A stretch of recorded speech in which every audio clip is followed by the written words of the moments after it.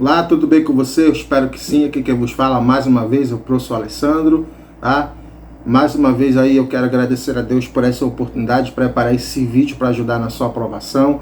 Prova chegando aí, né? Reta final, o concurso aí para o FPA Banca CEPES. E é claro, eu preparo aquele vídeo para ajudar aí na prova de redação, na sua prova discursiva. Então nesse vídeo aqui você vai ter aqui alguns textos prontos, alguns temas prováveis, tá, gente? Que eu penso que a banca pode vir a cobrar, tá? Não estou dizendo que aquele que você acha que vai cair que não é o correto, não, jamais. Isso aqui é para dar uma força, um apoio a mais para essa questão da redação, para lhe ajudar. Então vou comentar aqui para você alguns temas, alguns textos prontos, tá bom? Que eu tenho certeza aí que essas dicas, assim, próximo da prova, elas são fundamentais, ok? Então eu só peço aí para você que ainda não se inscreveu no meu canal, ó, você se inscreva aí, deixa o seu like, deixa aí o seu comentário, a sua sugestão. Se eu não responder logo, mas eu analiso posteriormente, depois eu retorno, viu, gente?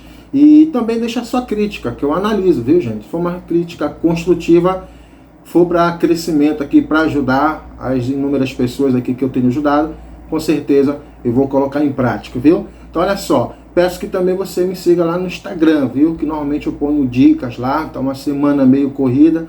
Eu agradeço a cada um de você que me contratou para fazer correção, você que adquiriu meu book, meu muito obrigado, tá bom? Tenho certeza que eles vão lhe ajudar nessa prova de redação. Gente, então aproveite aí esse vídeo até o final e que você faça uma excelente prova. Então vamos, né, direto aqui ao nosso vídeo. Claro que não tem aqui muito comentário, eu gosto de ir direto ao assunto, tá, gente? Ressaltando logo a princípio, não tem um texto pronto aqui, eu quero só frisar aqui, ó, chamar a sua atenção para você dar uma lida nesse quesito aqui, tá? Dá uma lida, alguma coisa relacionada à questão da ética no serviço público, que é um pouco provável de a banca cobrar aí na sua prova discursiva. Você que vai fazer para o cargo de nível médio, não esqueça também que há uma possibilidade, né, mesmo que mínima, né, mas eu fiz um vídeo, detalhei isso aqui, mostrei inclusive um exemplo, que há uma possibilidade da banca cobrar um texto narrativo. Ela não descartou isso, ok? Então, dá uma revisada, dá uma olhada lá no vídeo que eu preparei ou no material, ok? Aí vamos lá, tá, gente? Aqui, sem dúvida, é um tema, certo?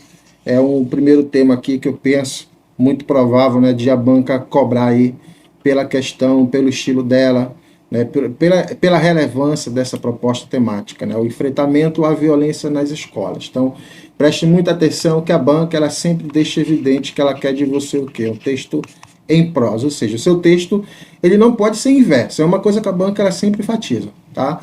Se tiver o espaço para colocar lá, gente, o tema, o título, como eu expliquei, você coloca. Se não tiver, você vai começar o texto a partir da linha 1.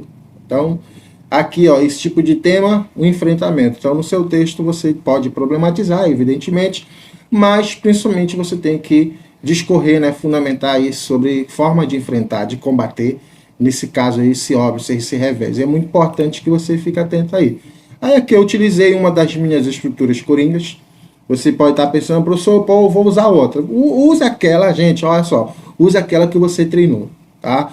Deixa eu logo falar uma coisa aqui. De repente, por exemplo, você que está vendo esse vídeo agora, que tem gente que está estudando para redação agora. Eu sei disso, que tem. Tá aqui eu estou te dando essa estrutura. Para você pode utilizar. Você que já tem usado uma estrutura, vem treinando com ela, gente, não troque a estrutura. Não faça isso, pelo amor de Deus. Tá? Essa é a estrutura que você vai utilizar. Aqui é mais ou menos como você deve proceder, né? Eu indico, eu sempre reitero a questão de você fazer um parágrafo muito bem estruturado. Sugestiono de que você faça a sua dissertação em 4 parágrafos, não é isso? Professor, eu posso fazer em 5, em 3, pode, mas aí eu sempre chamo atenção para você não escrever parágrafos com apenas 3 linhas e meia, porque algum avaliador pode ir lá e descontar por considerar a parte embrionária. E tá aqui, ó, contextualização do tema, que eu faço aqui por meio da canção do Exílio, certo? Tá? No poema Canção do Exílio de Gonçalves Dias, eu falo a parte boa.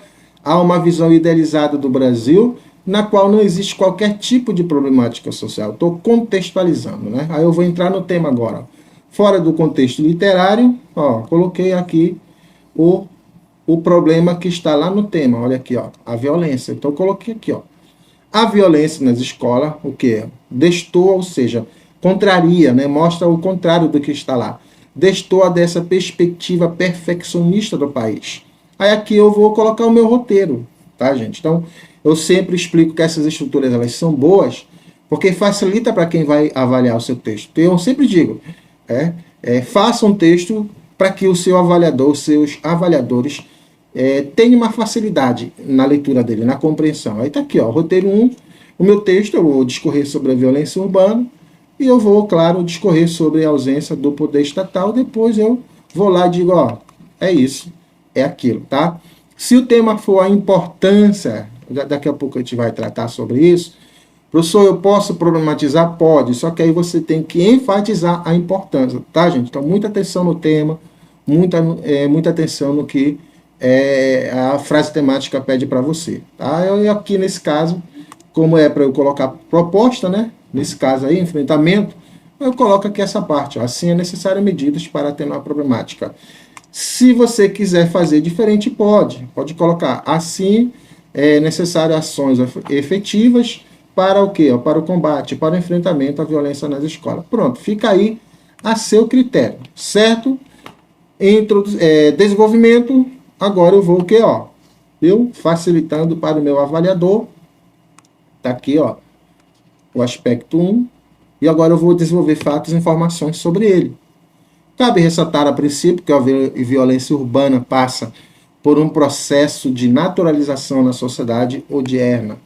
Nesse sentido, o início do filme Coringa retrata bem os sintomas presentes nas relações sociais, quando o palhaço Arthur Fleet tem a placa de anúncio furtada e quebrada por um grupo de adolescentes que, em seguida, agridem-no de forma violenta. Esse texto parece que o senhor está usando repertório como no Enem. Eu posso fazer isso? Pode. Se é um texto em prosa, pode. Mas assim, você não necessariamente precisa recorrer a elementos da cultura, tá, gente? Não é repertório, aqui é a fundamentação, tá? Você pode usar muito bem outro tipo de argumentação, outro tipo de estratégia argumentativa de fundamentação, porque aqui é prova de concurso, tá? Mas se a banca falar, ó, escreva o texto em prosa e argumente, fundamente, aí é uma dissertação argumentativa, você pode fazer do jeito que você, por exemplo, escreve para o Enem, tá? Só tenha o cuidado com o repertório, tá? Tem coisas aí que não cabem. Nesse caso aqui eu coloquei uma parte do filme porque eu quero, a partir dele, trazer para a realidade e mostrar isso bem aqui. Mas você poderia, por exemplo, muito bem pegar alguma coisa, alguma notícia, tá? Ou alguma informação que você lembra, colocar lá como fonte, que caberia perfeitamente, até melhor. Só lembrando que aqui é um modelo, tá, gente? Eu sei que você está com a cabeça boa, está estudando, tem condições de fazer uma redação muito melhor do que essa aí, ó. Então, nesse contexto, ó, é perceptível que essa banalização do mal, ó, tá aí, ó, coloquei lá a fundamentação, aí eu vou trazer aqui para a temática, ó, que essa banalização do mal pode ser vista em diversos casos de violência urbana fora da ficção, como em casos de violência nas escolas associado ao que é o bullying, por exemplo, que é um tipo de violência, por meio do qual os indivíduos que são inferiorizados acabam recorrendo ao justiçamento para enfrentar o óbvio, tá? Logo, a violência se sobrepõe ao respeito à dignidade. Então veja aqui, ó. A princípio eu estou discorrendo sobre a violência urbana, não é isso? Para o quê? Para chegar aqui à necessidade de enfrentar, de combater. Eu posso fazer isso? Pode. Nada impede de que você pode já ir ao longo dos parágrafos de desenvolvimento, tá? Nada impede, você pode fazer muito bem isso, discorrendo sobre forma de enfrentamento. Nesse tipo de estrutura, por exemplo, eu vou deixar mais lá para a conclusão, tá? Que vai ter mais ou menos aqui 7 parágrafos, que eu vou fazer uma ênfase nessa forma de combater. Eu posso fazer isso? Pode. O que você só não deve fazer, por exemplo, criticou, mostrou a problemática, aí chegou lá e deixou uma conclusão de 3 linhas e num genérico. Aí você não vai fazer isso, porque é abordagem parcial, tá? Então vamos lá, continuando a minha redação, ó. De novo, ó, além disso, tá? Não esqueça dos elementos coesivos no início do parágrafo, gente, das vírgulas aqui, tá? Não esqueça, eles são fundamentais aí para você tirar aí aquele 20 pontos, né, precioso. Então olha só aqui, ó. Além disso, deve-se pontuar o Estado como impulsionador da violência nas escolas. Desse modo, tá aí um pensador, né, que se a temática for, por exemplo, essa questão de tecnologia ou algo relacionado a contexto moderno, inclusive a questão da violência também, ele cabe muito bem, né? Ele e a Ana Arendt na questão da violência, eles são muito bem aceitos aí por banca de concurso, tá? Não é só para o Enem não, viu, gente? Desse modo, segundo Zygmunt Bauman, sociólogo polonês, a sociedade líquida é marcada por um momento sem forma definitiva, permeada por medos e incerteza. É aqui que eu entro, ó, tá? Porque eu estou utilizando a frase do pensador, porque eu vou me apropriar dela para desenvolver aqui, tá? Fundamentar, no caso aí, o roteiro 2, né? Nessa questão da inércia do poder estatal, viu, gente? Então, olha, ó, permeada por medos e incertezas. As relações estão fragmentadas e não há um planejamento coletivo da sociedade. Ademais, com as incertezas da segurança dos alunos, né, que é uma incerteza, e professores, nas instituições de ensino, é inviolabilizada a maioria das pessoas a realização de um planejamento de vida. Isso, conforme a ideia do estudioso polonês, configura-se uma violação do contrato social, já que o Estado não cumpre a função dele de garantidor da segurança pública como direito a todos os cidadãos. Então, olha só, gente. Qual foi aqui a minha linha de raciocínio? Eu vou problematizar, fundamentar, problematizar, e aí eu vou agora dizer forma de enfrentamento. Eu não preciso fazer uma conclusão como no Enem detalhada. Eu apenas apresento proposta e indico como fazer. Aqui eu estou... Por que eu problematizei? Porque na dissertação argumentativa, quando a banca ela deixa evidente que eu vou ter que, por exemplo, escrever uma dissertação, no caso eu posso fazer isso, né, que é um texto em prosa, pressupõe que eu tenho uma capacidade de análise crítica do problema. Tá? Então, como eu falei, mesmo que o tema seja a importância de algo, eu posso problematizar, só que lá eu vou dar mais ênfase na importância e não no problema. Não esquece disso, pelo amor de Deus. E aqui eu problematizei para agora eu vou colocar aqui, ó. Pronto. Ó. Por fim, convém destacar o que? O dever do Estado na garantia de medidas do que? Ó. Pronto. De controle, bem como na o que? Ó, fiscalização das escolas na intenção de evitar futuros ataques em ambiente escolar. Tá aqui. Como é que pode enfrentar a violência na escola? Garantir isso aí, tá? Então tá aqui, ó. Medidas de controle, bem como na fiscalização das escolas na intenção de evitar futuros ataques em ambiente escolar. Professor, eu posso fazer isso lá no desenvolvimento? Pode. Só que lá você vai dar exemplo de medida de controle. Aqui eu estou sintetizando, eu estou dizendo, a proposta está aqui, é essa. Tá? Eu estou encerrando o texto indicando a proposta, senão eu vou fugir do tema, eu não vou abarcar o que tem lá.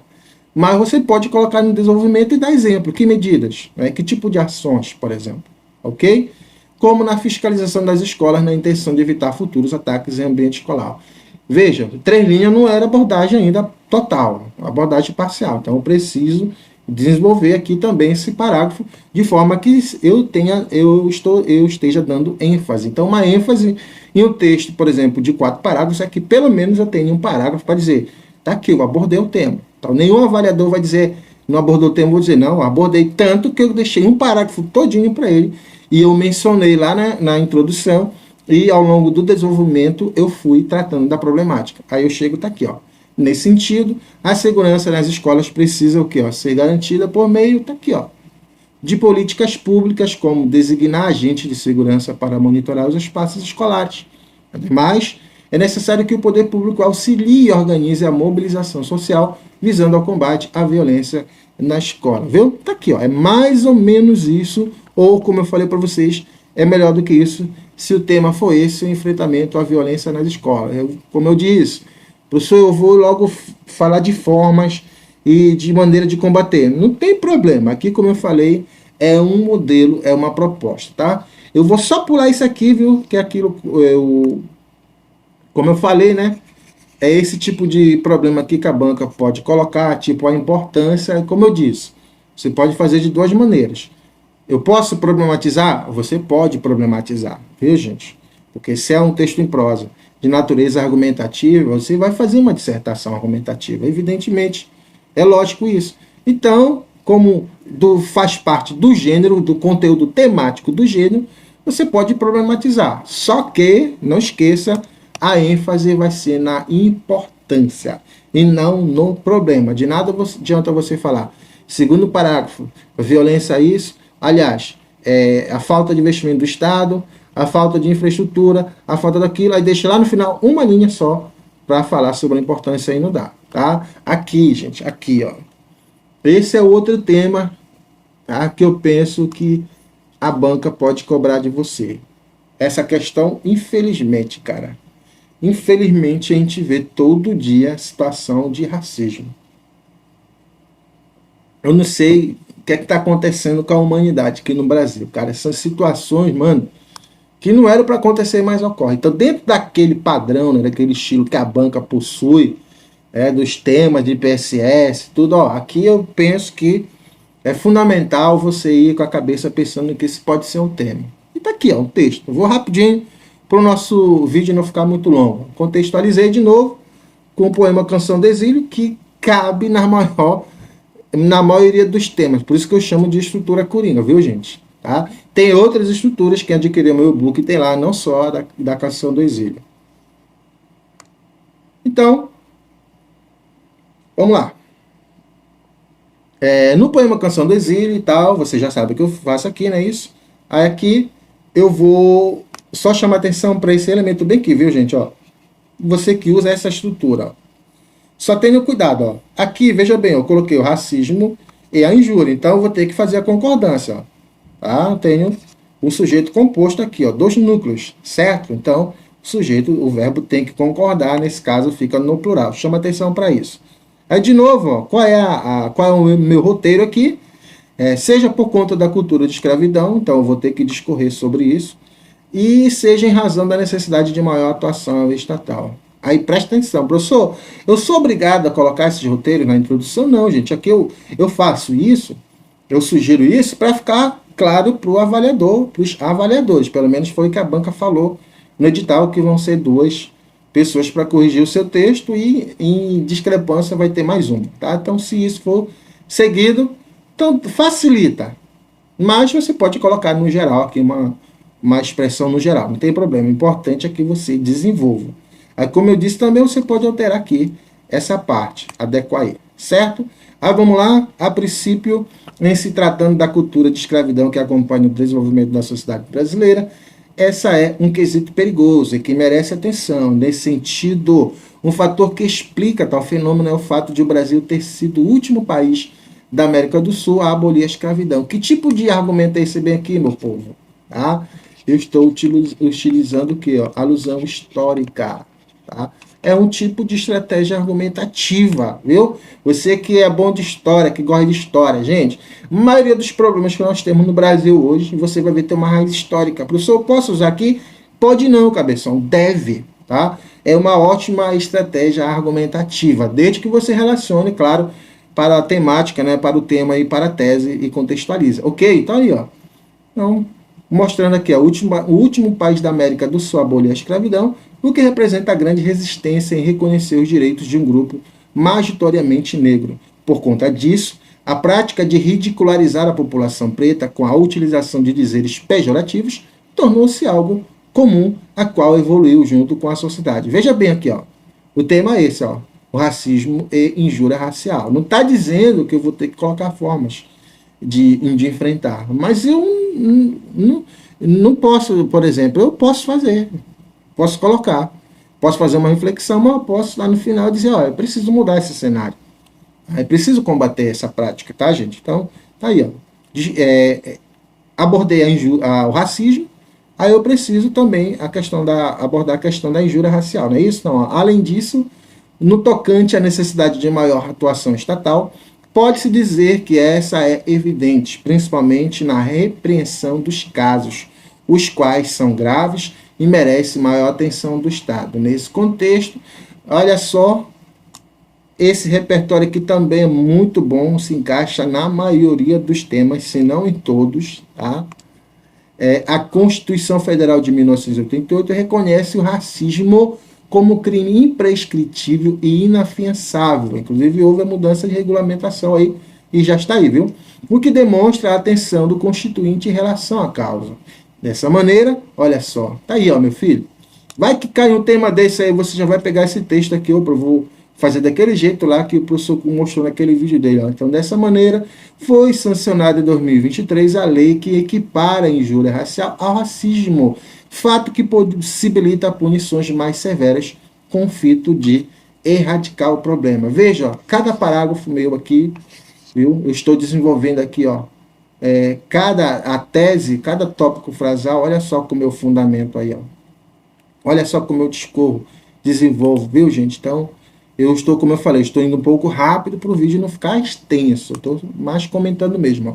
Eu vou concluir, ó. Portanto, é possível que o cenário atual, no qual o racismo e a injúria racial são banalizados na sociedade, seja modificado e, consequentemente, as pessoas sejam vistas com a igualdade garantida pelo ordenamento jurídico brasileiro. Para isso, é fundamental que haja conscientização e evolução da sociedade, desconstruindo a cultura do racismo, associada a uma atuação mais presente do Estado, a utilizar os meios repressivos disponíveis no âmbito jurídico. Tá aí, mais um tema, aquele tema aí que, poxa, penso que é possível da banca cobrar, e um texto aí para você, claro, dar uma lida. Como eu sempre digo, aqui é o modelo, você tem condições de escrever muito melhor do que isso aqui, viu, gente? Aí olha só aqui, ó.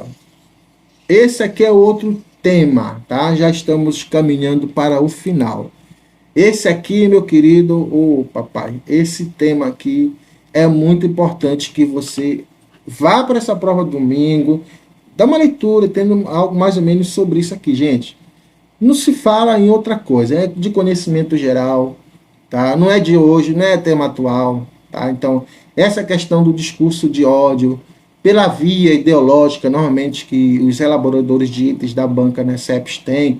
Então, é nessa linha de raciocínio aqui que eu acrescento também, que eu penso que é um tema bom para se treinar aqui, ó. Eu coloquei em forma de pergunta para chamar a sua atenção. Você não precisa responder logo de cara. Você faz um artigo de opinião. Você pode fazer? Pode, é um texto em prosa. Viu? Se for um artigo de opinião, você pode colocar em primeira pessoa. A banca só diz, ó, não escreva em verso. É a única coisa que ela diz. Tá? Se for uma história, você vai escrever uma história, um texto narrativo. Se ela fala um texto em prosa, com argumentos, fundamentos, dissertação argumentativa, meu filho. Mas você pode fazer um artigo de opinião, porque cabe perfeitamente. Ela só não quer que você escreva texto em verso. Ela é bem clara, aí já era, acabou.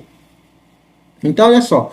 Fez pergunta? Você vai responder ao longo do texto. Tá aqui, ó.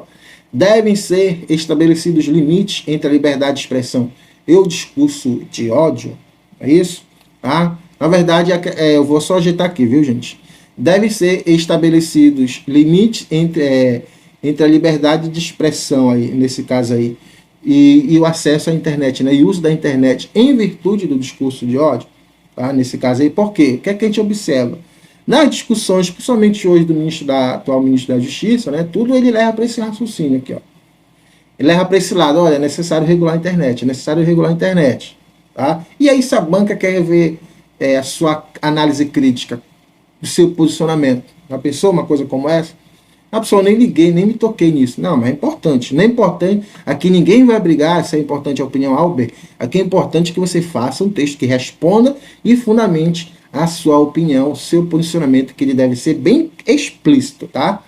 Aí eu começo aqui, ó, utilizando outra das minhas estruturas coringas. Tá, gente? Então tem muita gente aí que treinou com essa estrutura. Eu li cada texto aqui que eu fiquei impressionado, tá? Tenho certeza que se fizer isso lá no dia, vai se dar muito bem. Não tenho nenhuma dúvida, cara. Não tenho, não. Então, olha só. Os termos expressos na Constituição Federal de 1988 estabelece a construção de uma sociedade livre, justa e solidária, como um dos objetivos fundamentais da República Federativa do Brasil. Só contextualizei. Eu enchi linguiça? Não. Eu contextualizei. Eu estou trazendo meus leitores, meus avaliadores para o meu texto. Tá? Eu estou fazendo jus ao nome introdução, que é esse parágrafo aí. No entanto, o direito à liberdade de expressão está sendo usado como pretexto. Ó, aqui eu já estou dizendo qual é o meu posicionamento. Ó. Veja, eu não estou dizendo eu acho, eu penso. Eu já estou dizendo aqui. Ó. Tá? Então, o direito à liberdade de expressão está sendo usado como pretexto para o chamado hate speech, ou discurso de ódio. o qual se propaga rapidamente pelas mídias sociais e ataca grupos ou indivíduos com ofensas, ameaças e violência. Fato que viola a concepção desse propósito constitucional da nação. Tá aqui, gente. Tá? Então, eu já deixei bem claro qual é o meu posicionamento no meu texto. Tem que regulamentar. Se eu sou contra, eu vou dizer, mas esse tipo de pretexto não deve ser usado para cercear a liberdade das pessoas. Aí eu vou fundamentar, viu, gente? O importante é, você tomou um posicionamento, argumente. Eu não quero nem saber da posição contrária. Eu não vou colocar aqui no texto de 30 linhas, porque não vai caber. São poucas linhas. Então vamos lá. Assim, a sociedade precisa refletir acerca do limite. Tá aqui, ó. Tem que limitar, segundo meu posicionamento, entre essas duas vertentes, bem como sobre estratégias para debelar esse mal. Fundamental agora. Mormente, a sociedade brasileira precisa perceber que há limites entre expressar opiniões e violar direitos alheios. Professor, eu não concordo com isso. Não tem problema. Você diz que não tem que regular, você tem que fazer igualzinho a mim. Utilize argumentos, fatos, informações e opiniões para sustentar a sua opinião, o seu posicionamento, a sua tese. É isso e acabou. Tá? O seu foco é tirar 20 pontos, não é brigar. Normalmente, a sociedade brasileira precisa perceber que há limites entre expressar opiniões e violar direitos alheios, uma vez que liberdade de expressão, direito tutelado constitucionalmente, não é absoluta e não pode extrapolar a legalidade. Recentemente, exemplo de caso concreto. É um tipo de estratégia argumentativa? Claro, meu filho. Teve a violência, aconteceu algo de relevância social, tá claro nacional, tá claro na tua cabeça. Usa aí. É uma ilustração. Exemplo de caso concreto. Contra fatos não há argumento. É um fato, mano, incontestável. Põe aí, cara.